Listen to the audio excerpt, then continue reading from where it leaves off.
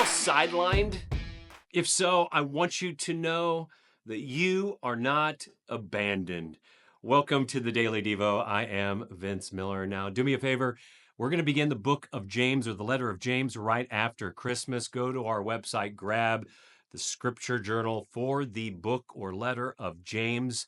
You're going to want these in your hands. I take notes in them all the time. They're great chronicles of our journey through the Bible. You're going to want to take notes, and you're going to want to have one of these in your hand. If you don't, I promise you, you will regret it. We're going to take all kinds of notes as we journey through this great book together.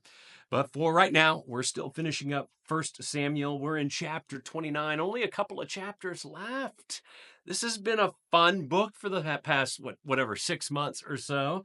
But we're going to close off the chapter today. Remember, we're still standing behind enemy lines with the Philistines right now as they prepare for battle with Israel. David finds himself shut out from joining the ranks of the Philistines for this battle. And now Achish is going to tell David to do something, and let's see what he says. Now then, rise early in the morning with the servants of your Lord who came with you, and start early in the morning and depart as soon as you have light. So David set out with his men early in the morning to return to the land of the Philistines. But the Philistines went up to Jezreel, of course, to go to battle with Israel. David, the anointed future king of Israel, is dismissed from the battlefield. Wow, what a moment. Despite all of his efforts to live among the Philistines and to sneak his way into battles just like this, they deemed him too risky to bring along. So at dawn, David and his men pack up and leave, with the Philistine army marching into the great war with Israel. And here for me is the remarkable part of this moment. David doesn't argue. He doesn't retaliate or force his way in. He doesn't fight a battle that isn't his to fight. Instead, he just humbly accepts the directive and departs. Now, David's response here is, I think, a master's class in trusting and having faith in God, because he could have easily reacted in frustration or tried to force his plans forward, but instead, David just chooses to have faith in God's timing. What looked like rejection, as we know, was divine redirection. What looked like rejection was actually divine redirection.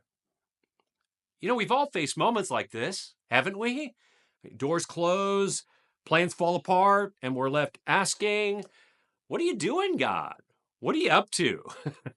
But often these are God's ways of keeping us from battles and wars we were never meant to fight. Being sidelined doesn't mean that you're being abandoned. Listen carefully. You being sidelined doesn't mean that God is abandoning you. Sometimes being sidelined is actually your salvation. I mean, how many times in your life has this been true? Maybe you were passed over for a job promotion only to realize later it would have led to burnout. Or perhaps a dating relationship ended, making way for someone more aligned with God's purposes for you. Or maybe financial opportunity of some kind fell through for you, saving you from overwhelming debt. I mean, if David had joined the Philistines in this battle, it might have disrupted the events leading to his ascent to the throne. God wasn't sidelining David, he was saving him and declaring that his season of suffering under Saul was now coming to an end. His time to reign had come. In the same way, I want you to trust God's plan today. When you feel stuck on the sidelines, just trust God's plan. Note this. Your moment is coming. It's coming. And God might be preparing you for something awesome. I love you guys. I pray this has blessed you. If it has, share it with someone else. And I'll see you right back here.